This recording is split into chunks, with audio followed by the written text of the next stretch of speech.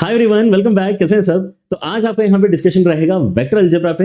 Vector algebra के ऊपर बच्चों आप यहाँ पे अगर अपने सारे ही क्वेश्चंस को एक साथ देखोगे तो यू विल रियलाइज कि इस बार जेई ने इस टॉपिक के थ्रू आपको स्कोरिंग अपॉर्चुनिटी दी थी, क्योंकि इसके ऊपर कोई भी डिफिकल्ट क्वेश्चन देखने के लिए नहीं मिला है। सारे ही सवाल जो आपके आए हैं वो काफी डुएबल क्वेश्चंस हैं।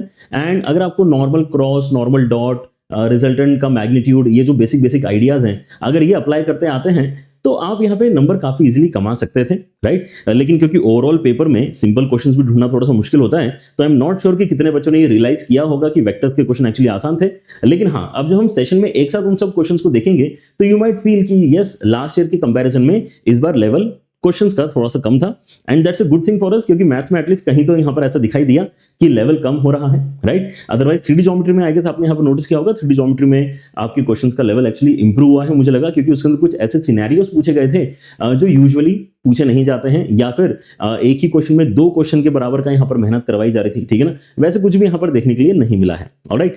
लेकिन अगर आप अप्रैल अटेम्प्ट के लिए थ्रू एंड थ्रू रेडी होना चाहते हैं तो आई वुड सजेस्ट कि आप लास्ट ईयर के पीवाईक्यूज तक का जो यहाँ पे प्रैक्टिस है, 24-25 के जो पीवाईक्यूज हैं, उस लेवल को टच करने की डेफिनेटली कोशिश करें। वो काफी अच्छा लेवल था। वहां तक अगर आपको क्वेश्चंस करते आ रहे हैं, जल्दी करते आ रहे हैं, तो you will be doing pretty good as per this particular topic in your next attempt as well, ठीक है। चलिए तो शुरू करते हैं हमारे यहाँ पे क्वेश्चंस का discussion. And the first question that is coming is from 21 January shift 1। देखो यहाँ पर कितना स्ट्रेट फॉरवर्ड क्वेश्चन है, कुछ मतलब है ही नहीं इसके अंदर सोचने के लिए। ए दिया है, बी दिया है ना। सी वेक्टर पता नहीं है, लेकिन सी वेक्टर पता करने के लिए यहाँ पर जो है आपको 2 कंडीशंस देके रखी है। और एक बार सी वेक्टर आ ही जाएगा तो फिर कुछ भी पूछो मुझसे सी से रिलेटेड क्या दिक्कत है, राइट। मतलब हम यहाँ पे सीधे सीधे एक बार अज्यूम कर सकते हैं कि मान लेते हैं कि सी वेक्टर आपका क्या हो जाएगा, ये x i cap plus y j cap and plus z k cap के बराबर है। अगर मैं सी वेक्टर यहां पर मान चुका हूं तो मेरा सबसे पहला कंडीशन क्या कहता है कि मुझे ए क्रॉस सी कैलकुलेट करना है।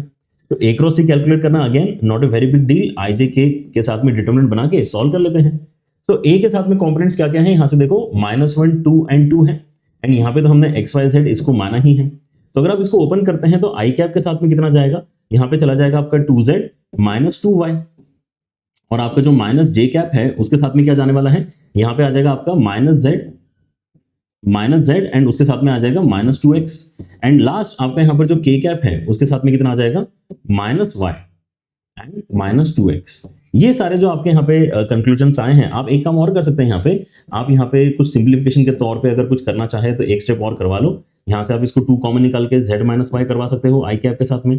यहाँ पे माइनस माइनस मर्ज करवा के आप इसको z + 2x कर सकते हो j कैप के साथ में। एंड यहाँ से भी अगर आप चाहो तो माइनस साइन कॉमन निकलवा सकते हो। सो y + 2x आपको मिलेगा अलॉन्ग विथ k कैप, ठीक है ना। तो ऐसे कुछ एक वेक्टर आपने यहाँ पर क्रिएट कर लिया है।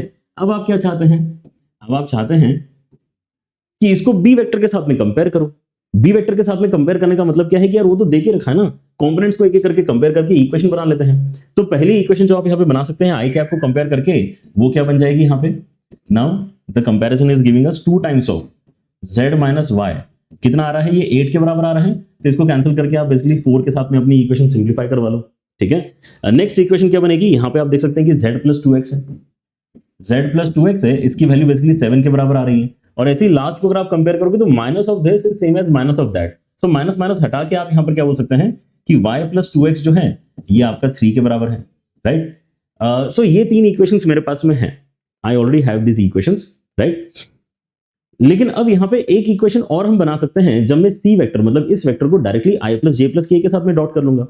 सो वो वाली इक्वेशन अगर मैं यहाँ पे बनाता हूं तो वो क्या बनेगी, सिंपली है ना, सिंपली x + y + z हो जाएगा ये, ठीक है ना। क्या बनेगा, x + y + z, ये बन रहा है आपका 4 के बराबर। तो आई गेस ये आपके पास में सफिशिएंट इंफॉर्मेशन है। आप यहाँ पे डेफिनेटली सोच सकते हैं कि यार मेरे पास में ऑलरेडी 3 इक्वेशंस थी, एक और इक्वेशन की जरूरत क्यों पड़ी, क्योंकि 3 इक्वेशन 3 वेरिएबल हम सॉल्व कर सकते थे। तो एक सिंपल सा काम आप यहाँ पे करके देख सकते हैं। अगर आप इन दोनों इक्वेशंस को सब्ट्रैक्ट करोगे तो आपके इसमें z - y = 4 आएगा, which is the same equation जो यहाँ पर लिखी हुई है। तो एक्चुअली यहाँ पे जो तीसरी इक्वेशन है वो इंडिपेंडेंट इक्वेशन नहीं है, राइट। इसलिए आपको एक कंडीशन और उन्होंने दे दी है, उनको भी पता है कि आपको और कंडीशन की रिक्वायरमेंट होगी, तो इसलिए उन्होंने यहाँ पर एक कंडीशन आपको दे रखी है।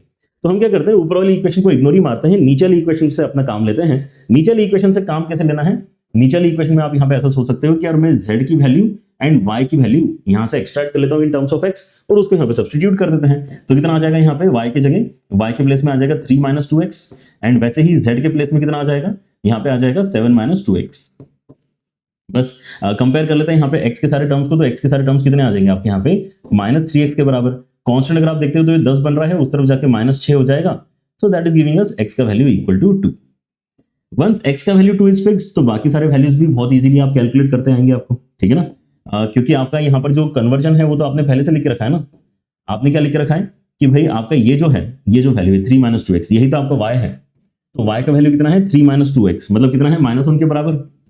एंड अगर आप z की बात करते हैं तो z भी यही वाला था ना आपका वैल्यू, तो यहाँ पे अगर आप 2 डालते हैं तो आ जाएगा आपका 3 के बराबर। सो वंस आपका x y z अगर आ जाता है तो आप यहाँ पे c जान चुके हैं, c जान चुके हैं, तो आप यहाँ पे अपना आगे काम कर लो यार, ठीक है ना। चलो एट दिस पॉइंट वैसे तो मैं आगे बढ़ सकता हूँ क्योंकि मैंने आपको समझा दिया है क्वेश्चन क्या है, लेकिन चलो एंड तक कर लेते हैं एक बार।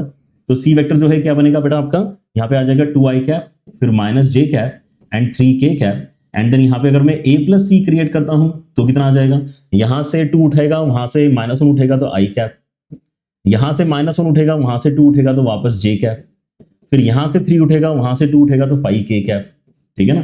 फिर क्या करना है, इसके मैग्नीट्यूड का स्क्वायर करना है, तो बहुत ही बढ़िया बात है ना। a² + b² + c² हो जाएगा सीधे, मतलब 1 + 1 + 25। सो 27 इस क्वेश्चन का फाइनल आंसर निकल कर आ जाएगा, ठीक है। सो इस तरह के सवाल हैं आपके, समझ रहे हो क्या। बहुत ज्यादा जो है कुछ एनालाइज करना है, या बहुत ज्यादा यहाँ पर जो है वेक्टर इक्वेशंस कुछ दे दी हैं जिनको मुझे यहाँ पे सॉल्व करना पड़ रहा है, दोनों साइड डॉट करो, दोनों साइड क्रॉस करो, इस टाइप का कुछ भी यहाँ पर अभी ज्यादा देखने के लिए नहीं मिला है इस साल, ठीक है। चलो और एक क्वेश्चन देखते हैं। Next question that came in this shift was this one. ये भी देखो, ट्राइंगल है एबीसी, ट्राइंगल के साइड्स के अलोंग उन्होंने यहाँ पर जो है P Q R vector define करके रखे हैं, ठीक है ना। सो अगर आपको ज्योमेट्री समझनी तो ट्राइंगल तो देखो बना के ही स्टार्ट करना चाहिए, है ना, उसके बिना स्टार्ट नहीं करना है। तो एक बार ट्राइंगल बना लेते हैं, let this be our triangle. And अगर मैं यहाँ पे मार्किंग करता हूँ एक एक करके सारे वेक्टर्स की, तो कैसे हो जाएगा, पहले तो यहाँ पे एंड पॉइंट्स मार्क कर लेते हैं एबीसी। एंड अब यहाँ पर मुझे बताओ कि बीसी वेक्टर कहाँ पर है। बीसी वेक्टर ये रहा, एग्जैक्टली बी से स्टार्ट करके एग्जैक्टली सी तक जो एंड हो रहा है उस वेक्टर का नाम है बेसिकली पी वेक्टर। वैसे ही आपका जो सी ए वेक्टर है, मतलब एग्जैक्टली सी से स्टार्ट करके एग्जैक्टली ए पे जो एंड हो रहा है उसका नाम इन्होंने दिया है क्यू वेक्टर, ठीक है ना। एंड आर वेक्टर मतलब बी से लेके ए तक जाने वाला वेक्टर है। तो बहुत ही सही इन्होंने यहाँ पर नामकरण किया है सारी चीजों का, ठीक है ना। क्योंकि यहां से देखिए मुझे क्या पता चलता है कि R vector basically P + Q के बराबर है। यस और नो, आपकी जो ट्राइंगल इनइक्वालिटी है वो डायरेक्टली आपको यही रिजल्ट दे रही है कि R vector is equal to P vector + Q vector. And once this is sorted, तो आप यहाँ पे जो भी फाइंड करना है अब उसके तरफ आगे बढ़ के देखो कि कोई दिक्कत आ रही है क्या। क्योंकि अगर आपने अगर ये नोटिस किया कि आपको जो फाइंड करना है, राइट, उसके अंदर आर की दिक्कत है, तो उसको दूर करने के लिए हम क्या रिप्लेस कर सकते हैं, हम यहाँ पे पी + क्यू रिप्लेस कर सकते हैं ना। तो ये जो भी आपका यहाँ पे बड़ा सा एक्सप्रेशन इन्होंने क्रिएट करके घबराने की है ना बिल्कुल जरूरत नहीं। बड़ा सा एक्सप्रेशन क्रिएट करके जो इन्होंने दिया है वो एक बार में ही आपका सिंप्लीफाई हो जाएगा, है ना। q - 3 टाइम्स ऑफ r की जगह क्या डाल देंगे, p + q डाल देंगे, ठीक है। So this part is sorted. और वैसे ही अगला वाला जो है यहाँ पे 3 टाइम्स के साथ में इसके अंदर भी p + q डाल ही दो, राइट। तो p + q के मैग्नीट्यूड का स्क्वायर निकालना आता है फॉर्मूला, हमें अप्लाई कर देंगे, आंसर आ जाएगा। यहाँ पर भी काफी इंटरेस्टिंग बात है कि यार यहाँ से आप क्या नोटिस कर सकते हो कि अच्छा ये p + q सॉरी हमारे पास है ना, रिप्लेसमेंट क्या है हमारा p + q, ओके। तो हम यहाँ पे नोटिस क्या कर सकते हैं कि जब मेरा p के साथ में क्रॉस होगा तो p के साथ में क्रॉस करते समय p × p तो आपका 0 होने वाला है, मतलब केवल q वाला कंपोनेंट यहाँ पर बचेगा। सो q वाला कंपोनेंट कितना है, यहाँ से -3 करके यहाँ पे -2 बनेगा। सो आपको basically -2 times of p × q यहाँ से मिलने वाला है, -2 टाइम्स ऑफ p × q उसके मैग्नीट्यूड का स्क्वायर है, जिसके साथ में मुझे यहाँ पे अब p + q के मैग्नीट्यूड के स्क्वायर को डिस्कस करना है, राइट। तो p × q के मैग्नीट्यूड के स्क्वायर के साथ में क्या काम कर सकते हैं हम, यहाँ पे इंडिविजुअल मैग्नीट्यूड्स हैं, उनके बीच का एंगल भी पता है हमें, ठीक है ना, वो वाला फॉर्मूला यहाँ पे इस्तेमाल कर लेंगे। अच्छा ये -2 मॉड के बाहर निकलेगा और फिर स्क्वायर हो गया तो यहाँ पर ये 4 बन जाएगा। उसके बाद में जो p × q वाला फॉर्मूला है अप्लाई करेंगे तो p के मैग्नीट्यूड का स्क्वायर, उसके बाद में q के मैग्नीट्यूड का square into sin square theta, है ना, क्योंकि स्क्वायर चल रहा है साथ में, तो यहाँ पे ऐसे कुछ आएगा। यहाँ पे अगर मैं लिखता हूँ अपना फॉर्मूला, तो फॉर्मूला क्या कहता है यहाँ पे, ये कहता है कि p के मैग्नीट्यूड का स्क्वायर + q के मैग्नीट्यूड का स्क्वायर एंड उसके साथ में 2 times of p dot q, इससे आपका बेसिकली आंसर बनेगा, ठीक है ना। एंड यहाँ पे स्क्वायर भी सिंप्लीफाई हो चुका है, क्योंकि जो फॉर्मूला होता है मॉडुलस का वो अंडर रूट वाला होता है, तो यहाँ पे अंडर रूट नहीं लगाया, मतलब स्क्वायर हमने हटा लिया है, ठीक है ना।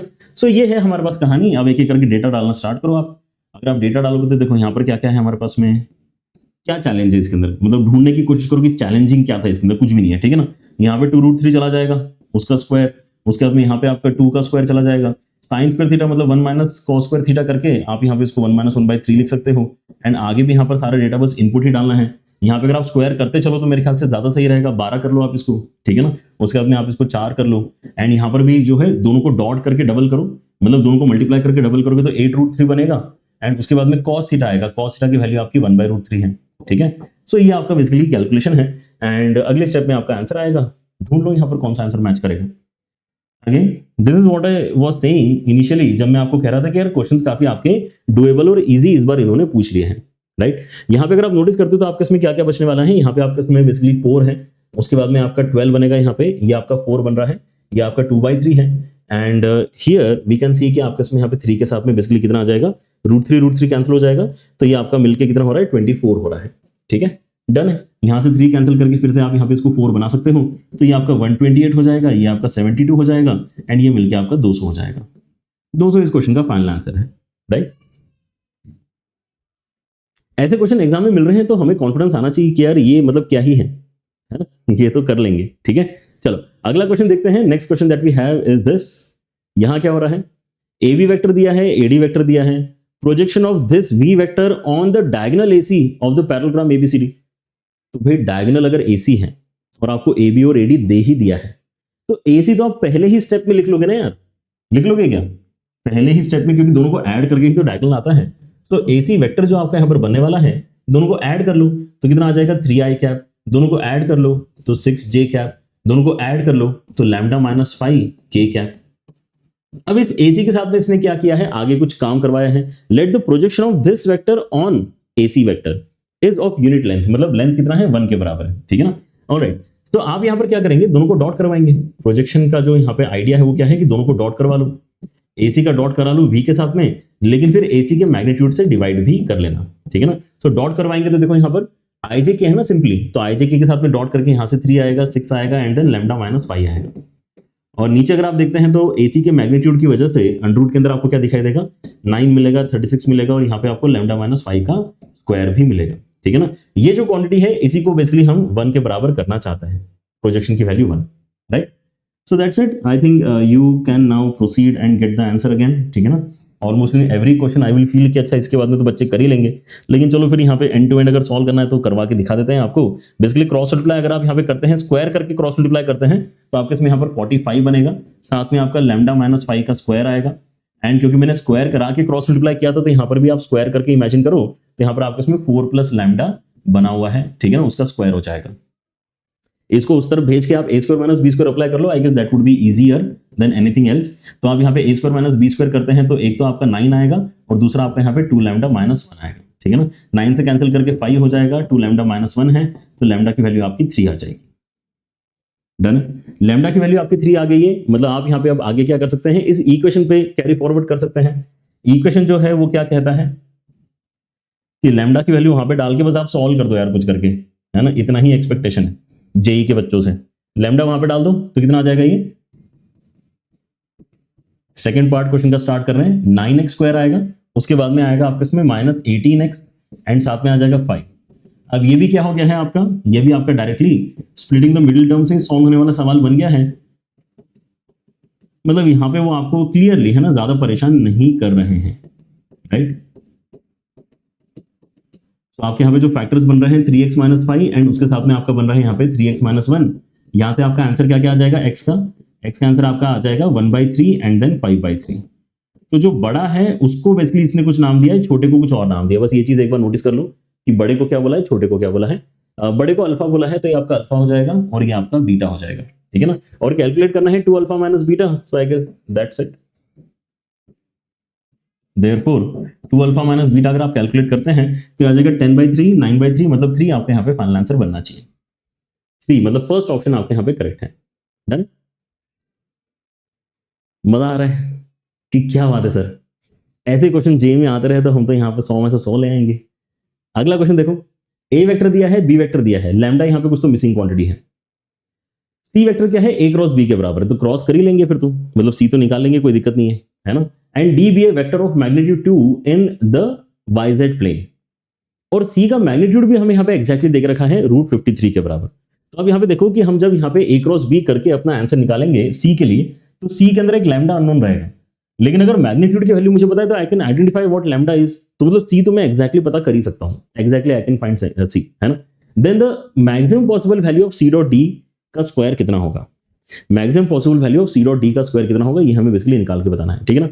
सो एक छोटा सा थॉट यहाँ पे मेरे ख्याल से लेने की जरूरत है, क्योंकि आपको यहाँ पे सी डॉट डी पता होता है ना कि यार magnitude of c magnitude of d into cos theta.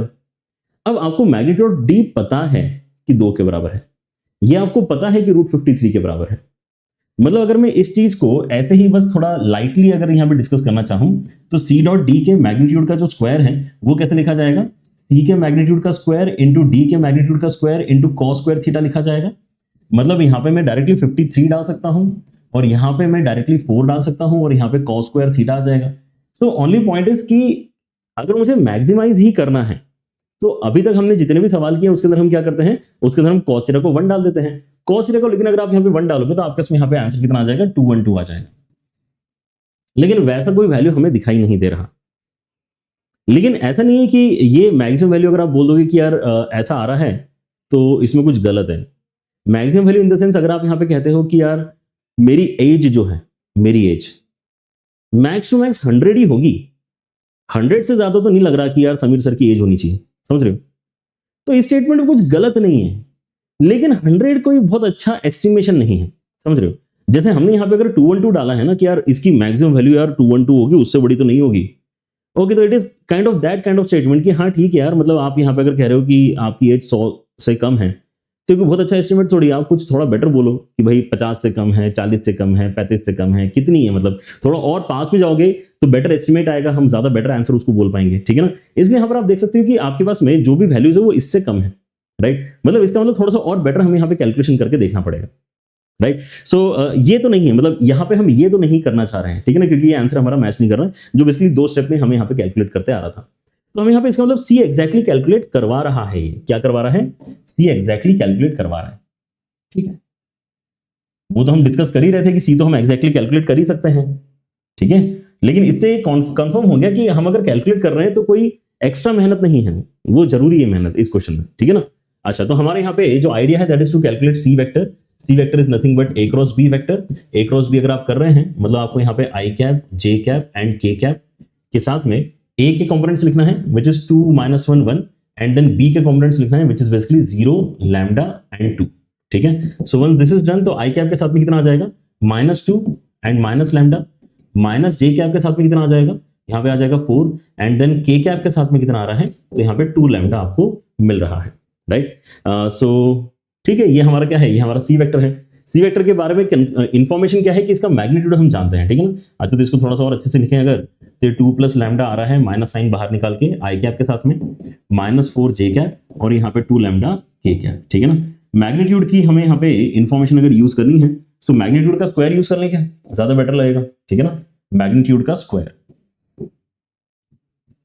Therefore सी के मैग्नीट्यूड का स्क्वायर जो कि यहाँ पे 53 के बराबर होगा, वो यहां से अगर मैं निकालता हूं तो कितना हो जाएगा, ये हो जाएगा 2 प्लस लैम्डा का होल स्क्वायर, यहां से आ जाएगा आपके उसमें 16 एंड ये लास्ट वाला बनेगा आपका 4 लैम्डा स्क्वायर, ये 53 के बराबर है, ठीक है ना। ओपन अगर मैं यहाँ पे करता हूं तो मेरे पास में 4 आ जाएगा, 4 लैम्डा आ जाएगा, लैम्डा स्क्वायर आ जाएगा, 16 है, 4 लैम्डा स्क्वायर है, 53 है, ठीक है ना। सो मेरे पास में टोटल 5 लैम्डा स्क्वायर आने वाला है, उसके साथ में मेरा 4 लैम्डा है एंड अगर मैं कांस्टेंट देखता हूं तो यहाँ पे आपका -33 बनेगा, ठीक है ना। अगेन क्या ये फैक्टराइज हो जाएगा, है ना, ठीक है। तो अगर मैं यहाँ पे इसको 3 देता हूं तो ये 11 बचेगा और ये आपका 15 हो जाएगा, तो फैक्टराइज हो जाएगा बेसिकली, ठीक है ना। तो आपका कितना आ रहा है, 15 लैम्डा माइनस 11 लैम्डा के साथ में हम इसको सिंप्लीफाई कर पाएंगे, तो यहाँ से 5 लैम्डा कॉमन आएगा, है ना, अंदर क्या बचेगा आपका लैम्डा +3, यहाँ से -11 कॉमन आएगा, लैम्डा +3, तो यहाँ से हम लैम्डा निकाल पा रहे हैं। तो लैम्डा की वैल्यू बेसिकली 2 पॉसिबल वैल्यूज आती हैं, तो क्वेश्चन में देखो क्या यहाँ पर रिस्ट्रिक्शन दिया है जिसकी वजह से मैं किसी एक को एलिमिनेट कर पाऊंगा। तो आप यहाँ पे नोटिस करो कि आपके इसमें लैम्डा एक इंटीजर होना चाहिए, लैम्डा एक इंटीजर होना चाहिए, तो हम यहाँ से कंफर्म कर पा रहे हैं कि आपका जो लैम्डा है इसका मतलब क्या हो जाएगा, -3 के बराबर हो जाएगा, ठीक है ना। लैम्डा इज इक्वल टू -3, क्यों, since lambda belongs to integer, ठीक है, ग्रेट। सो आपका -3 एक बार आ गया, तो हम यहाँ पे खुश क्यों है इस पॉइंट पे, क्योंकि हमें तो यहाँ पे यही तो नहीं पता था। अगर ये पता चल गया मतलब मैं क्या लिख सकता हूँ यहाँ पे क्लियरली, मैं अपना जो सी वेक्टर है वो क्लियरली लिख सकता हूँ, ठीक है ना। तो सी वेक्टर लिखने की ट्राई करते हैं, चलो। Therefore c vector is what, c vector clearly अब यहां पर मैं लिख सकता हूं, इसके अंदर अगर मैं डालता हूं -3 तो ये हो जाएगा आपका आई कैप, -3 अगर यहां नहीं तो आपका कांस्टेंट ही है -4 जे कैप, -3 अगर यहां डालता हूं तो हो जाएगा -6 के कैप। ठीक है, तो ये मेरे पास में सी वेक्टर आ गया है। अब मेरे पास में आगे इंफॉर्मेशन जो है वो डी को लेके कुछ अवेलेबल है कि d be a vector of magnitude 2 in yz plane. Yz plane में जो भी है उसके अंदर आई कैप नहीं होगा, वाईजेड प्लेन में जो भी है उसके अंदर आई कैप नहीं होगा, है ना। तो आपका यहां पर जो जे और के लीनियर कॉम्बिनेशन से बना हुआ कोई वेक्टर है वैसा हम यहां पे डी वेक्टर इमेजिन कर सकते हैं, ठीक है ना। So let us take d vector as y j cap and z k cap, है ना। ये देखने में ज्यादा अच्छा लग रहा है क्योंकि हम यहाँ पे x यूजुअली आई कैप के साथ में इस्तेमाल करते हैं, जे कैप और के कैप के साथ में क्योंकि हमें यहाँ पे अपना वेक्टर बनाना है, तो इट लुक्स लाइक दिस।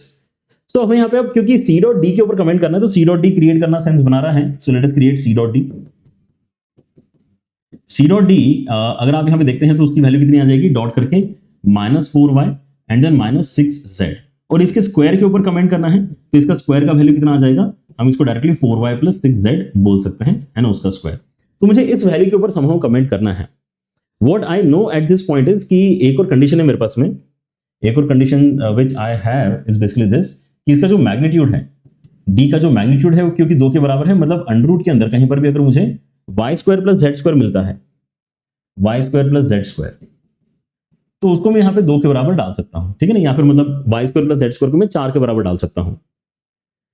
तो आप यहाँ पे लेकिन वो चीज क्रिएट कैसे करोगे, है ना। वो चीज आपको अगर क्रिएट करनी है तो यहाँ पे सबसे इजी तरीका आप यहाँ पर ले सकते हो जिसका यहाँ पे यूटिलाइजेशन हो सकता है, which is basically use of Cauchy-Schwarz inequality, ठीक है ना। वो आपको यहाँ पर बेसिकली कहती क्या है कि किसी भी दो वेक्टर का अगर आपको डॉट के ऊपर कमेंट करना है ना, this will look very similar to what we tried to do initially, जहां पे मैंने cos² थीटा को 1 लिया था, लेकिन उस स्टेप में और इस स्टेप में क्या डिफरेंस है वो यहाँ पर नोटिस करने की कोशिश करना, ठीक है ना। मैं यहाँ पे कुछ 2 नए वेक्टर्स आपको यहाँ पे क्रिएट करके दे रहा हूँ। एक मेरे पास में u वेक्टर है ना, u वेक्टर में यहाँ पे लेके चल रहा हूँ आपके पास में 4j cap and then 6k cap, ठीक है ना। यहाँ से मैंने कॉन्स्टेंट्स को अलग निकाल लिया है, और वैसे यहाँ पर मैं एक v वेक्टर क्रिएट करके चल रहा हूँ, हालांकि हम इसको d वेक्टर ऑलरेडी बोल रहे हैं, लेकिन चलो अभी u और v देखने में अच्छा लगेंगे तो ऐसा हम यहाँ पे इसको ले लेते हैं, ठीक है ना। क्या ले लेते हैं, ये हम अपने दोनों वेक्टर्स बेसिकली ले लेते हैं। अब कोई भी दो वेक्टर्स के डॉट का जो स्क्वायर होगा, है ना, कोई भी दो वेक्टर्स के डॉट का जो स्क्वायर होगा वो किससे कम होना चाहिए, वो किससे कम होना चाहिए, वो उनके इंडिविजुअल मैग्नीट्यूड्स के जो स्क्वायर है उनके प्रोडक्ट से कम होना चाहिए, क्योंकि एक्चुअली इक्वल टू कब आता है, जब यहाँ पे cos² थीटा भी लिखा हुआ होता है तो इक्वल टू आता है, ठीक है ना। So this is exactly what is Cauchy-Schwarz inequality. वो यहाँ पर आपको अप्लाई करनी है, लेकिन इन वेक्टर्स के ऊपर अप्लाई करनी है फॉर बेटर अप्रोक्सीमेशन। जैसे मैंने आपको बोला ना कि यार हमारा जो आंसर है वो 212 तो वैसे भी आ ही रहा था, लेकिन उसके अंदर अप्रोक्सीमेशन उतना अच्छा नहीं था, राइट। यहां पे अगर मैंने इस तरह से अपने जो है कैलकुलेशन को अगर परफॉर्म किया तो मेरे पास ज्यादा बेटर आंसर आने वाला है, राइट। ये जो बेसिकली डॉट है उसका स्क्वायर है वो एक्जैक्टली यही बनेगा, इन दोनों को डॉट करके अगर मैं स्क्वायर कर रहा हूं, so on the left hand side I will get an inequality which will be 4y + 6z and उसका आ जाएगा होल स्क्वायर लेस देन और इक्वल टू। अब यहाँ पे u का मैग्नीट्यूड का स्क्वायर मतलब कितना हो जाएगा, यहाँ पे ये आ जाएगा आपका 16 + 36, और उसके साथ में यहाँ पे v के मैग्नीट्यूड का स्क्वायर मतलब यहाँ पे आ जाएगा y² + z²। और ये भी आप कैलकुलेट कर सकते हो, ये भी आपको पता है कि 4 के बराबर आप यहाँ पे वैल्यू डाल सकते हो, तो यहाँ से आपका फाइनल आंसर एक्चुअली बेटर निकल कर आएगा। ये कितना हो जाएगा आपका 52 × 4 हो जाएगा। हमने इनिशियली जो यहाँ पे एक शॉर्ट कैलकुलेशन किया था उसके अंदर हमने बस इतना किया था कि हमने 53 × 4 किया था, जबकि अब हम यहाँ पे 52 × 4 कर रहे हैं, which is giving us a better approximation which is equal to 208, ठीक है ना, right. Because we already had this condition कि यार ये YZ प्लेन में लाई करने वाला वैल्यू है, राइट। तो C के अंदर से जो बेसिकली हमारा कॉम्पोनेंट आ रहा था I वाला, उसने अपना इंपॉर्टेंस दिखाना कम कर दिया, उसने अपना इंपॉर्टेंस दिखाना कम कर दिया, इसलिए यहां पर जो है हमारे पास में जो फाइनल आंसर आया वो 2 और 2 से थोड़ा सा कम आया है, राइट। सो ये आपका फाइनल आंसर है, इसके अंदर थर्ड आंसर यहाँ पे आपका स्टैंडर्ड है। And if you want to remember this inequality, है ना, इसको आप अलग से हाईलाइट करके रख सकते हैं। डन। क्या है आपकी इनइक्वालिटी यहाँ पे, वो ये वाली इनइक्वालिटी, डन है। ऑलराइट, आगे बढ़ते हैं and let us try our next question. Next question that we have is this, again a very standard question यार, कुछ मतलब है ही नहीं इसके अंदर। वेक्टर ए है, ऑब्ट्यूस एंगल बना रहा है इसके साथ में। जैसे कोई बोलता है कि यार कोई वेक्टर ऑब्ट्यूस एंगल बना रहा है तो उन दोनों का डॉट क्या होगा, उन दोनों का डॉट बेसिकली एक नेगेटिव क्वांटिटी होगा, क्योंकि आपका कोसाइन का वैल्यू नेगेटिव हो जाएगा ना। तो अगर मैं डॉट करता हूं तो यहां पर क्या आने वाला है, आई को आई के साथ में डॉट करेंगे तो -√2 लैम्डा स्क्वायर बन रहा है क्या, ध्यान से देखो, आई को आई के साथ में, जे को जे के साथ में डॉट करूंगा तो -4√2 लैम्डा बन रहा है क्या, एंड के को के के साथ में अगर डॉट करता हूं तो मेरे पास में यहां पे आता है 4√2 लैम्डा, एंड ये चीज मुझे कैसे चाहिए, लेस देन 0 चाहिए। तो यहां से एक तो मैं √2 सेक्रीफाइस करवाना चाहूंगा फॉर श्योर, है ना, √2 क्यों देख रहे हैं इतने बार। लेकिन और एक चीज करना चाहेंगे, √2 के अलावा हम यहाँ पे माइनस साइन भी मल्टीप्लाई करवा लेते हैं। माइनस साइन अगर मैं मल्टीप्लाई करा लूंगा तो मेरे पास में क्या आ जाएगा, लैम्डा स्क्वायर आ जाएगा, फिर -4 लैम्डा आ जाएगा, +4 आ जाएगा, लेकिन साइन ऑफ इनइक्वालिटी आपका चेंज होगा, राइट। सो यहां से मैं बोल पा रहा हूं कि आपका लैम्डा -2 का जो परफेक्ट स्क्वायर है ये ग्रेटर देन 0 होना चाहिए। तो स्क्वायर क्वांटिटी तो वैसे भी ग्रेटर देन 0 होती ही है, लेकिन क्योंकि यहाँ पे इक्वल टू 0 अलाउड नहीं है, इसलिए लैम्डा की वैल्यू 2 आप नहीं डाल सकते हैं। सो यहां से ये जो पहला ऑब्ट्यूस एंगल वाला यहां पर आइडिया हम इस्तेमाल कर रहे हैं, यहां से बस इतना ही निकल कर आया कि देखो लैम्डा की वैल्यू आप 2 नहीं ले सकते, लैम्डा की वैल्यू आप 2 के बराबर नहीं ले सकते। Is that fine? यहां तक किसी को दिक्कत? तो अगली वाली कंडीशन से ज्यादा क्लैरिटी आने वाली शायद, है ना। तो let us move on to next condition. Next condition बोल रहा है कि थीटा जो है ना वो क्या है, and theta with respect to z axis, मतलब ये जो ए है ये जेड एक्सिस के साथ में जो एंगल बना रहा है उसका नाम हमने थीटा दिया है, और उसके लिए एक रेंज इन्होंने हमें प्रोवाइड करके रखी है, ठीक है ना। तो जेड एक्सिस मतलब क्या हो गया, जेड एक्सिस मतलब तो सिंपली आपका के कैप ही हो गया ना। सो के कैप के साथ में यहाँ पर सारी बातें चलने वाली मतलब आपकी, ठीक है ना। So now let us move on to our second idea कि अगर मैं cos थीटा लिखना चाहता हूं देन cos theta should lie between which interval, ठीक है ना। तो यहां पे नोटिस करो कि आपका जो cos थीटा है वो π/6 से लेके π/2 में डिक्रीजिंग फंक्शन है। सो π/2 डाल के एक्चुअली आपका सबसे छोटा वैल्यू बनेगा विच इज 0, एंड π/6 डाल के आपका हम सबसे बड़ा आंसर बनेगा विच विल बी π/6 डाल के √3/2, ठीक है ना। ये आपका बेसिकली जो है कॉम्बिनेशन बनने वाला है अगर मैं cos थीटा की बात करूं तो। और cos थीटा की वैल्यू आएगी कैसे, डॉट करके आएगी। आप यहां पे a को डॉट करो k कैप के साथ में, a dot k, and then नीचे आ जाएगा क्या, दोनों का मैग्नीट्यूड, a का मैग्नीट्यूड एंड k का मैग्नीट्यूड, k का मैग्नीट्यूड तो 1 ही होता है, राइट। सो ये चीज आप कैलकुलेट करो और यहां से आपको फिर से कुछ रिस्ट्रिक्शन डेफिनेटली मिलेगी। अगर मैं यहाँ राइट हैंड साइड में देखता हूं तो a डॉट k की वैल्यू कितनी निकलेगी, यहां से ये निकल रही है लैम्डा के बराबर, ठीक है ना। और नीचे अगर मैं देखता हूं तो a का मैग्नीट्यूड कितना निकल रहा है, ये हो जाएगा अंडर के अंदर यहां से 2 यहां से 1 मतलब 3 और यहां से लैम्डा स्क्वायर, तो 3 + लैम्डा स्क्वायर बन रहा है, और ये तो आपका 1 के बराबर था ही पहले से, ठीक है। सो एक बात तो यहां से क्या हम क्लियर कर सकते हैं कि लैम्डा की वैल्यू आपको क्या करना पड़ेगी, ग्रेटर देन 0 रखनी पड़ेगी for this to be greater than 0। लेकिन ये चीज तो क्वेश्चन में ही दे दी थी उसने, लैम्डा की वैल्यू पॉजिटिव होनी चाहिए, ये चीज तो क्वेश्चन में ही दे रखी है, ठीक है ना। तो मतलब ये लेफ्ट हैंड साइड वाली इनइक्वालिटी तो ऑब्वियस है, ये तो हमेशा ही ट्रू होगी। तो केवल राइट हैंड साइड वाली इनइक्वालिटी हमें यहाँ पे सॉल्व करनी है, एंड क्रॉस मल्टीप्लाई करने में कोई हर्ज नहीं है, हम यहाँ पे क्रॉस मल्टीप्लाई कर सकते हैं बिकॉज अंडर वाला क्वांटिटी इज ऑलवेज पॉजिटिव। तो ऐसी क्वांटिटी को हम क्रॉस मल्टीप्लाई करके सॉल्व कर सकते हैं, right. So what are we getting, we are getting 2 lambda is less than √9 + 3 lambda square. Is that fine?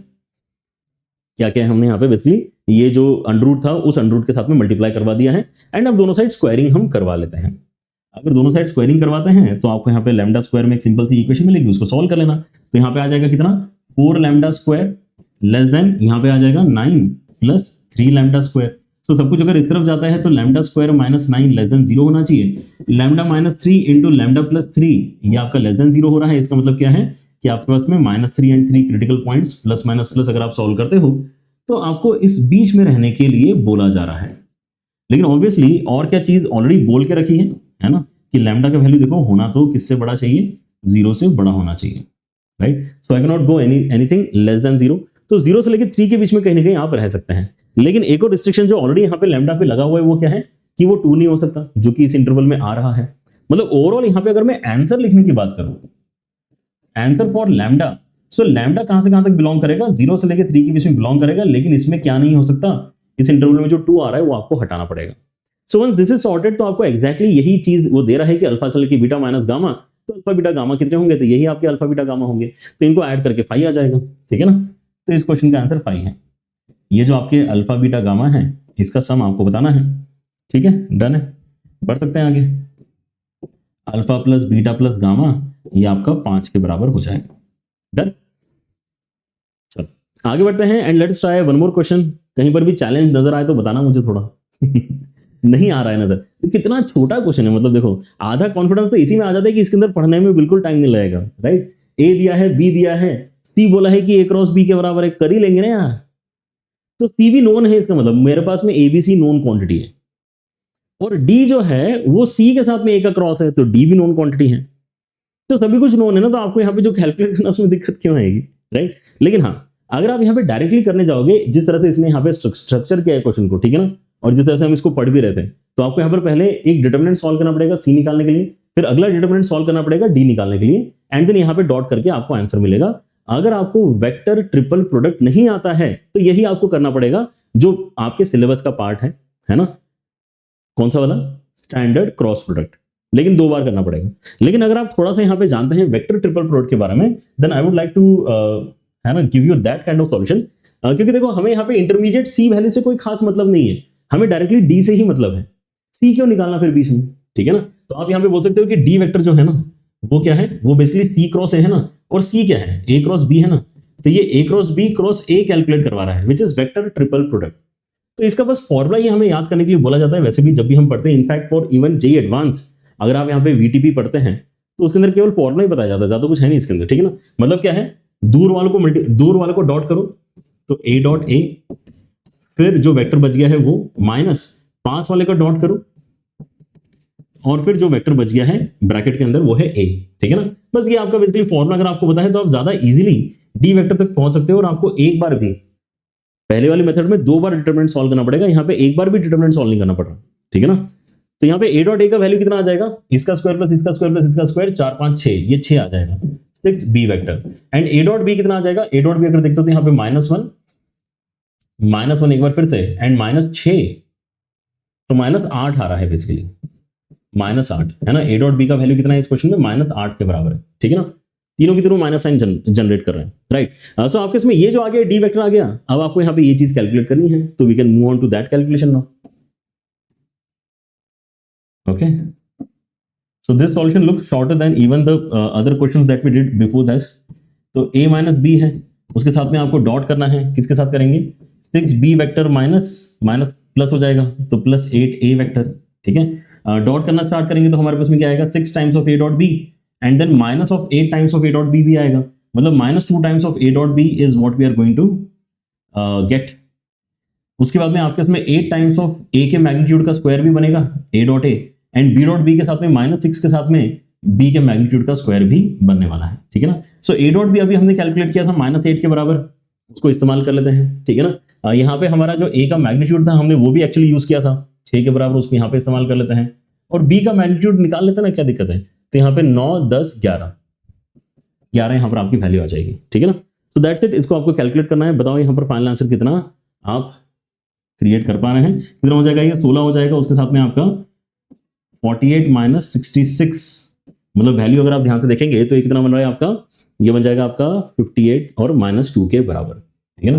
कितना आंसर आ रहा है, -2, क्या हो गया है, हाँ -2 आपका यहाँ पर फाइनल आंसर बेसिकली बन रहा है। -2 मतलब 4th ऑप्शन आपके यहाँ पे करेक्ट होना चाहिए, डन।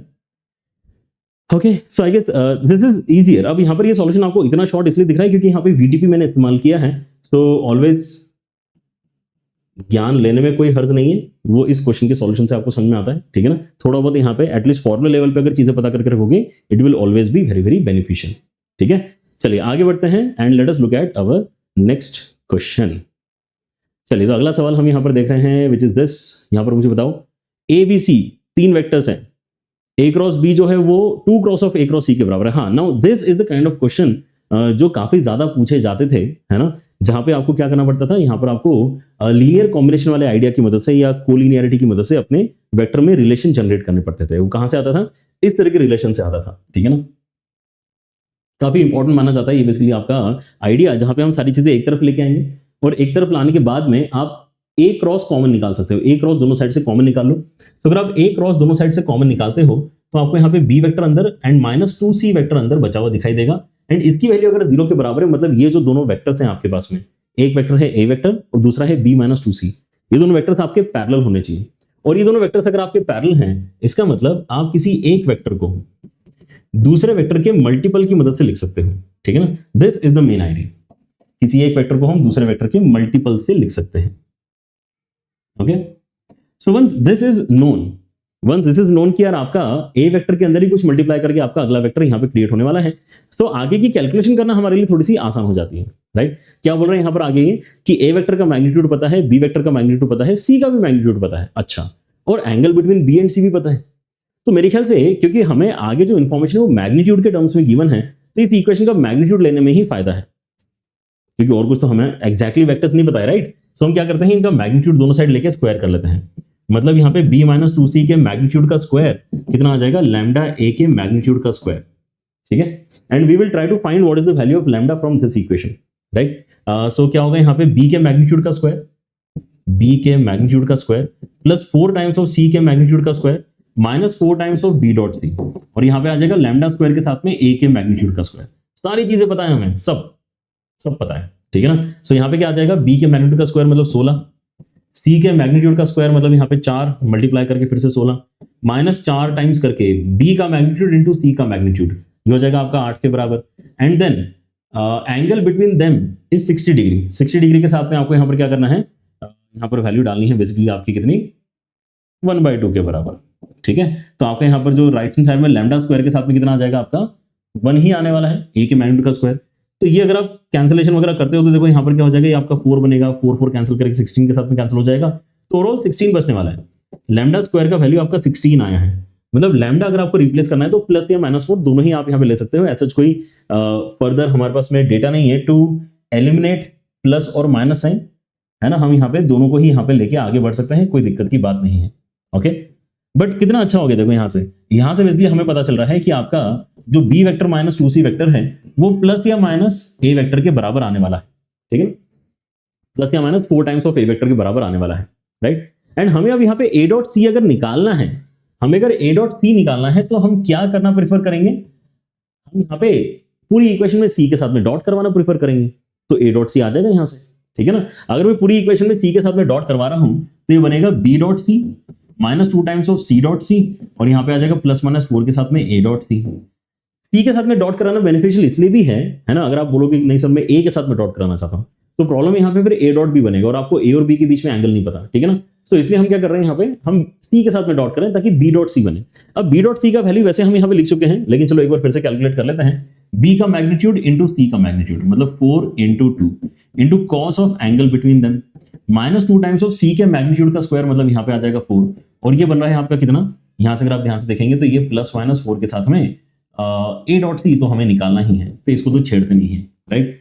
सो ओवरऑल अगर आप यहाँ पे देखोगे तो आपका 4 भी कैंसिल करते आ रहा है आपको, तो कर दो, है ना, 4 कैंसिल कर दो, 4 कैंसिल कर दो, 4 कैंसिल कर दो, तो ये 1 माइनस 2 आपका कितना हो जाएगा, -1 हो जाएगा, -1 is equal two plus minus a dot c आ जाएगा, ठीक है ना। सो a डॉट c का वैल्यू मतलब आपका क्या निकल कर आएगा, a डॉट c का मैग्नीट्यूड निकालना है वैसे भी हमें, ठीक है ना। तो अगर मैं दोनों साइड मैग्नीट्यूड ले लेता हूं तो a डॉट c के वैल्यू का मैग्नीट्यूड बेसिकली फिर 1 है, इस बारे में गारंटी है, ठीक है ना। अदरवाइज प्लस माइनस दोनों आंसर्स हो सकते थे, मॉड्यूलस लगा के उसने यहाँ पे क्या कर दिया है, उसको +1 बनवा दिया है, डन, ऑलराइट। और एक क्वेश्चन देखते हैं, next question is this, a vector आपको यहाँ पर दिया हुआ है ना, उसके साथ में आपको b वेक्टर भी दिया हुआ है, c वेक्टर के लिए फिर से इक्वेशन दे दी इसने, है ना। तो again we are in that comfort zone कि अच्छा ठीक है यार, इसके अंदर ना c वेक्टर कॉमन निकाल के वी कैन डू समथिंग, ठीक है। ये वही सवाल है जैसे अभी पिछला वाला क्वेश्चन हम सॉल्व कर रहे थे, ठीक है ना।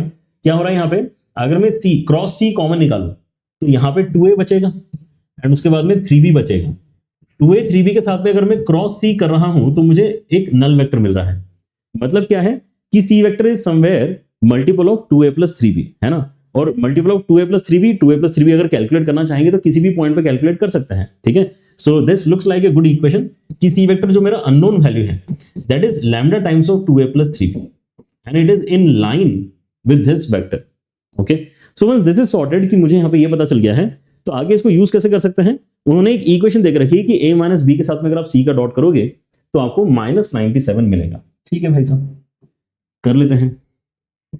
So now equation that we are targeting is basically a minus b के साथ में c का डॉट इज -97।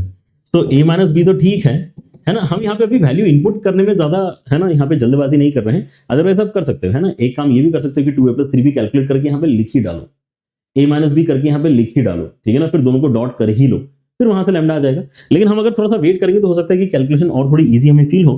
तो a माइनस b के साथ में c की वैल्यू हम यहाँ पे लिख लेते हैं लैम्डा के साथ में 2a प्लस 3b है ना, और ये क्या है -97 के बराबर है। सो लैम्डा तो देखो आप आइसोलेट कर लो, इसको अलग कर लो, ठीक है ना, एंड बाकी जो वेक्टर्स है उनका प्रोडक्ट देख लो यहाँ पर क्या है। सो 2 टाइम्स ऑफ ए के मैग्नीट्यूड का square, 2 times of A square लिख लेते हैं चलो उसको, है ना। उसके बाद में यहाँ पे -3 टाइम्स ऑफ बी के मैग्नीट्यूड का स्क्वायर, उसको बी स्क्वायर लिख लेते हैं। और ए डॉट बी अगर मैं देखूंगा तो यहाँ पे 3 times of a dot b and then -2 times of a dot b, मतलब एक ए डॉट बी आपका फर्दर बचने वाला है, ठीक है ना। -97 से हमें इसको कंपेयर करना है एंड लैम्डा निकालना है। तो अगर आप यहाँ पे आप देखें तो आपके पास में जो ए स्क्वायर बी स्क्वायर क्या ये सारी वैल्यूज हमारे पास में है क्या, A square 2 times of A square मतलब क्या हो जाएगा मैग्नीट्यूड का square, right. So 25 and then 4 54 है ना, यहां पर आपके पास में आ जाएगा। सो 2 टाइम्स हो गया 54 का, ओके। आगे अगर मैं देखता हूं तो -3 टाइम्स ऑफ बी के मैग्नीट्यूड का स्क्वायर, तो बी के मैग्नीट्यूड का स्क्वायर तो 9 10 11, यहां पे 11 आ जाएगा।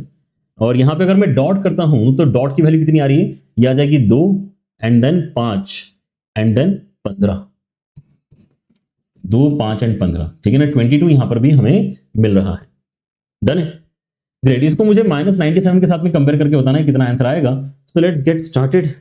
ये हमारे पास में कितना आ जाएगा, ये आ जाएगा हमारे पास बेसिकली 108 के बराबर, एंड इसके साथ में अगर मैं देखता हूं तो ये कितना है बेसिकली आपका, ये 22 है, राइट। सो 22 एंड 33 सब्ट्रैक्ट करके -11 हो जाएगा, एंड ये -97 के साथ में अगर मैं कंपेयर करूं तो ये तो आपका 97 ही बच रहा है क्या, राइट। सो ये आपका कितना बच रहा है 97, और 97 के साथ में कैंसिलेशन के बाद में लैम्डा की वैल्यू आ गई है -1। तो things are pretty much sorted I guess.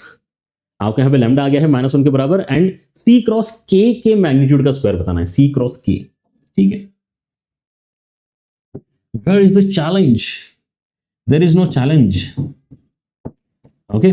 सो आप यहाँ पे सी क्रॉस के करना चाहते हैं, सी आपका यहाँ पर वैल्यू जो है कितना आ चुका है, इस पॉइंट पे हम सी लिख लें क्या, ऐसे करते हैं इस पॉइंट पे सी लिख लेते हैं, क्योंकि अब क्रॉस के करके आंसर ही आने वाला है, तो कभी तो सी लिखना प्रीफर करेंगे, राइट। सो आपको यहाँ पर क्या करना है, -1 के साथ में 2a + 3b लिख लेना है ना।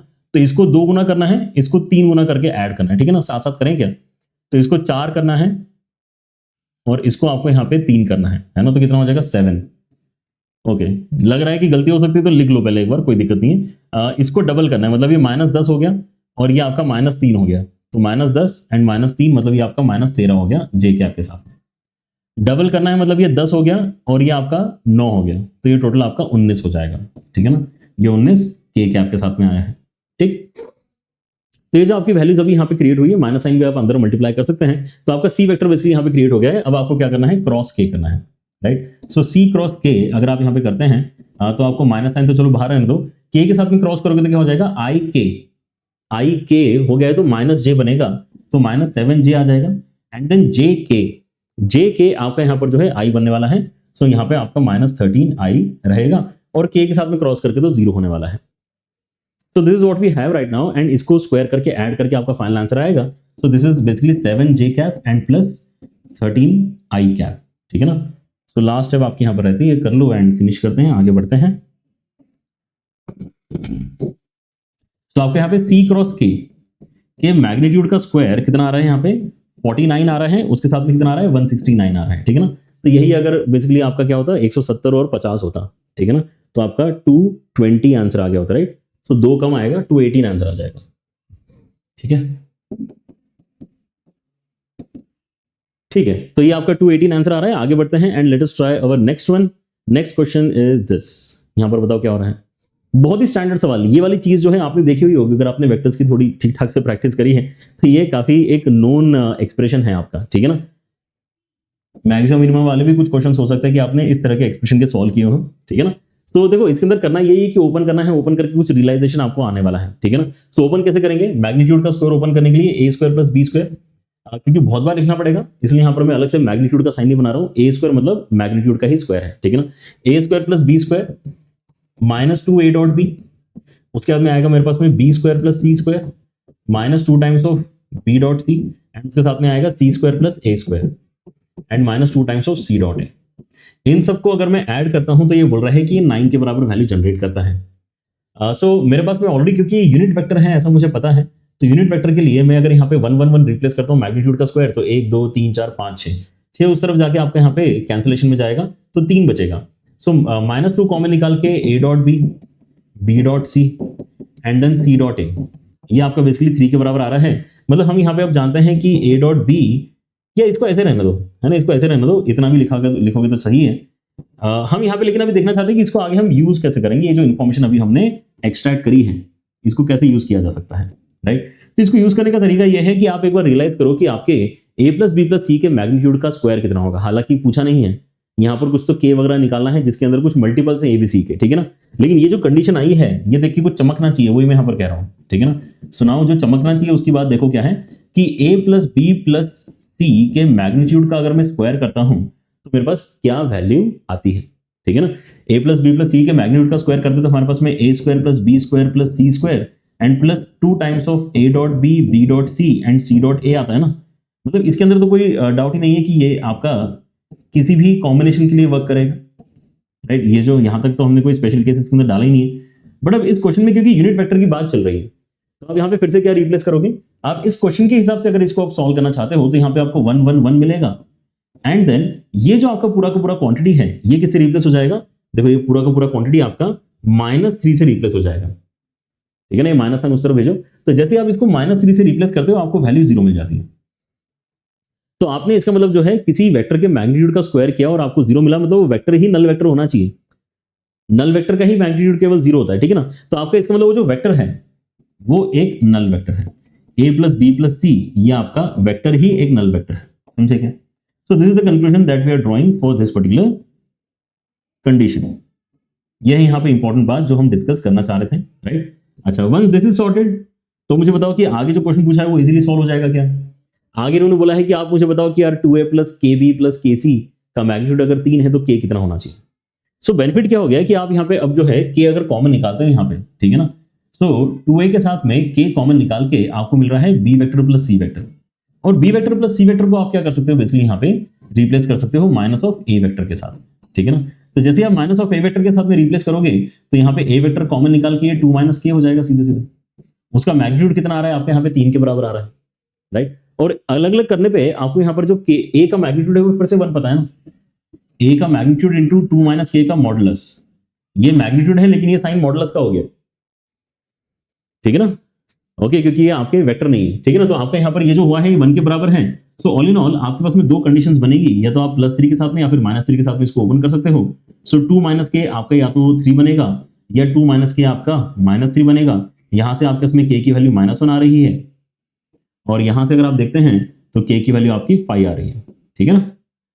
तो किसको एक्सेप्ट करना है, क्या पूछ रहा है, देन द पॉजिटिव वैल्यू कितनी होनी चाहिए। सो पॉजिटिव वैल्यू 5 के बराबर होनी चाहिए, कोई दिक्कत किसी को। डन, चलिए आगे बढ़ते हैं। And what else we have, alright, one more question भी है व्हिच इज दिस। यहां पर देखो क्या हो रहा है, p दिया है ना, which is what, p is a point in the plane of the vector this and that. चलो यहाँ पे एटलीस्ट कुछ लॉजिक तो यहाँ पर इन्होंने टेस्ट किया। अभी तक तो जो भी क्वेश्चन आ रहा था डेटा दिया था, लिख दिया उन्होंने कि यार डी जो है वो a क्रॉस b है तो डी कैलकुलेट करेंगे फिर और क्या करेंगे, ठीक है ना। तो इस तरह के क्वेश्चन ज्यादा अभी हमने यहाँ पे सॉल्व किए हैं and these are the top questions by the way, ठीक है ना।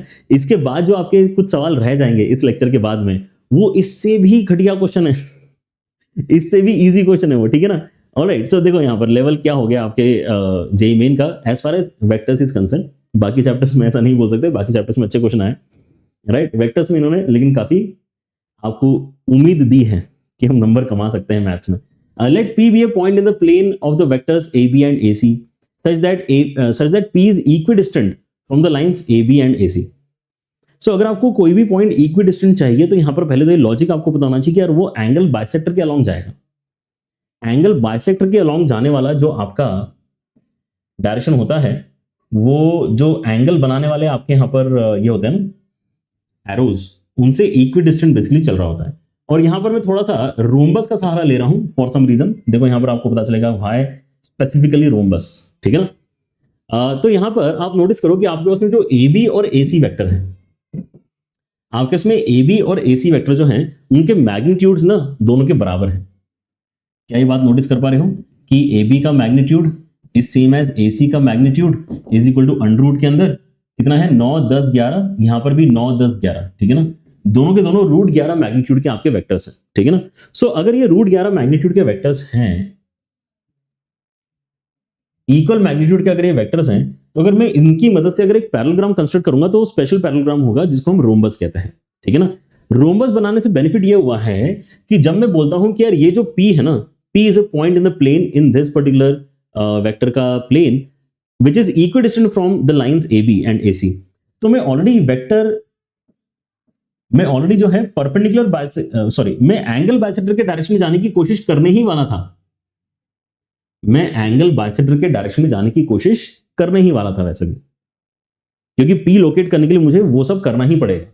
लेकिन क्योंकि मैग्नीट्यूड बराबर हो गया ना, तो इस रीजन से जो आपका इस पैरेललोग्राम का डायगोनल है वो एंगल बाइसेक्टर भी बन गया है। समझे क्या? यूजुअली पैरेललोग्राम का जो डायगोनल होता है वो एंगल बाइसेक्टर नहीं होता है। अगर आपने पैरेललोग्राम, अगर ऐसा लंबा वाला पैरेललोग्राम अगर बना दिया, सोचो जरा, अगर आपने एक लंबा वाला पैरेललोग्राम बना दिया तो इसके अंदर अगर आप डायगोनल को अगर वो करते हो, ड्रॉ करते हो, तो क्या वो दूर दूर तक आपको दिखाई दे रहा है क्या कि वो एंगल बाइसेक्टर है? इनफैक्ट दिखाई दे रहा है क्लियरली कि एंगल बाइसेक्टर नहीं है, ये वाला एंगल छोटा है और ये वाला एंगल बड़ा है आपका, ठीक है ना। But when the sides are of equal length, तो जो आपका डायगोनल है वो क्या बन जा रहा है? डायगोनल भी आपका यहाँ पर एंगल बाइसेक्टर बन जा रहा है। और हमारी जो रिक्वायरमेंट है वो यही है कि एंगल बाइसेक्टर के अलोंग मुझे क्या चाहिए? एक पॉइंट चाहिए, ताकि उसका डिस्टेंस दोनों ही साइड्स AB और AC से बराबर निकल कर आए। सो नाउ मतलब आपका P का डायरेक्शन मैं यहाँ पे बता सकता हूँ कि P वेक्टर जो भी मुझे चाहिए होगा ना, वो डायगोनल के डायरेक्शन में होगा। सो डायगोनल के डायरेक्शन को अगर मैं D वेक्टर से डिनोट करता हूँ तो ये बेसिकली आपका क्या है? ये AB प्लस AC वेक्टर वाला डायरेक्शन है। और अगर मैं दोनों को ऐड करूंगा तो क्या हो जाएगा? यहाँ पे 3 और 1 ऐड करके 4 i कैप हो जाएगा। J और J आपके कैंसिल हो जाएंगे और K के साथ में आपके यहाँ पे 2 K कैप आने वाला है। So the direction is important. तो अगर मैं यहाँ पे इसके अंदर D कैप निकालने की कोशिश करता हूँ तो पहले तो आप यहाँ पे इसके अंदर से 2 हटा दो, यानी क्योंकि मैं यूनिट वेक्टर पे जाना चाहता हूँ तो 2 का तो कोई काम ही नहीं है। लेकिन अभी भी इसको किससे डिवाइड करना पड़ेगा? √5 से डिवाइड करना पड़ेगा, ठीक है ना। So this is what is the unit vector in the direction where I want to see my point P। And अगर पॉइंट P इस डायरेक्शन में मुझे चाहिए, बताओ जरा, पॉइंट P अगर मुझे इस डायरेक्शन में चाहिए तो किसी चीज से मल्टीप्लाई कर देता हूं ना मैं इसको, इसी के अंदर लैम्डा मल्टीप्लाई कर देता हूं ताकि मैं बोलूं कि मैं P तक पहुंच गया हूं। लेकिन इसने ऑलरेडी एक अच्छा काम कर दिया कि इसने AP का मैग्नीट्यूड ही मुझे दे दिया है। अगर इसने ऑलरेडी बता दिया है कि A से लेके P तक की दूरी कितनी होनी चाहिए और डायरेक्शन मैंने आइडेंटिफाई कर ली है, तो मैं तो इनफैक्ट AP वेक्टर ही बता सकता हूं, राइट। सो मेरे पास में क्या आ गया है? AP वेक्टर का ही इक्वेशन आ गया है, ये समझो। Therefore, AP vector can be magnitude of AP vector √5/2 into unit vector in that direction, which is 2i cap plus k cap upon √5। तो यहां से √5 आपका कैंसिल हो रहा है एंड यहां से आपको मिल जाएगा कितना? 2i cap plus k cap upon 2। ये क्या है? आपका AP वेक्टर आपने निकाल लिया है इस क्वेश्चन में, ठीक है। Alright, area of triangle ABP आपको बताना है। तो कोई बड़ी बात बची क्या इसके अंदर? जल्दी बताओ यार। अगर आपको अब ये बताना है, अगर आपको APB जो आपका यहां पे ट्राइंगल बन रहा है उसका अगर आपको एरिया बताना है, तो आपको ऑलरेडी इस ट्राइंगल के दोनों साइड्स पता है ना। AB वेक्टर तो पहले से क्वेश्चन में दिया हुआ है और AP वेक्टर आपने अभी अभी लिख लिया है। So all I want is कि अगर मैं इसका निकालना चाहता हूं एरिया, अगर मैं इसका निकालना चाहता हूं एरिया, ठीक है ना, सो बेटर होगा कि मैं यहां पे कैलकुलेट करवा लूं आप लोगों से AB cross AP। AB cross AB calculate करके देखते हैं कितना आएगा। तो यहां से हाफ तो अलग निकाल लेते हैं, हाफ अलग निकाल के मुझे जो क्रॉस करना है उसके अंदर क्या क्या आ जाएगा? हाफ अलग निकालने के बाद में जो मुझे क्रॉस करना है उसके ऊपर देखो एक बार ध्यान से, IJK। AB के साथ में क्या क्या आ रहा है मेरे पास में? AB के साथ में आ जाएगा मेरे पास 3, 1 एंड -1, राइट। एंड आपका जो AP है वहां पे हमने हाफ तो अलग निकाल लिया है, तो ये बेसिकली आपका हो जाएगा 2, 0 एंड 1। इसको आप सिंप्लीफाई कर लो, right. That is going to give us our final answer. Clear है क्या? तो कोई सा भी क्वेश्चन ऐसा नहीं है, हालांकि इस क्वेश्चन में एटलीस्ट ये बेटर था कि ये रियलाइज करना कि AP वेक्टर कैसे आएगा। तो ये अभी तक जो हमने क्वेश्चन किया उसके कंपैरिजन बेटर क्वेश्चन है, वैसे ये बात तो माननी पड़ेगी। ओके, सो ये क्या है? Basically half of I cap के साथ में कितना आ जाएगा? आई कैप के साथ में आपको मिल रहा है 1, फिर माइनस J कैप के साथ में कितना मिल रहा है? यहाँ पे आपको मिल रहा है 3 एंड 2, मतलब यहाँ पे 5, एंड K कैप के साथ में कितना आ रहा है? आपको यहाँ पे मिल रहा है -2, ठीक है। So this is what we have. And अगर मैं यहाँ पे अब आंसर निकालना चाहता हूँ एरिया का, ट्राइंगल का, तो क्या आंसर आता है यहाँ पे? एरिया ऑफ ट्राइंगल ये हो जाएगा basically half of magnitude of AB cross AP।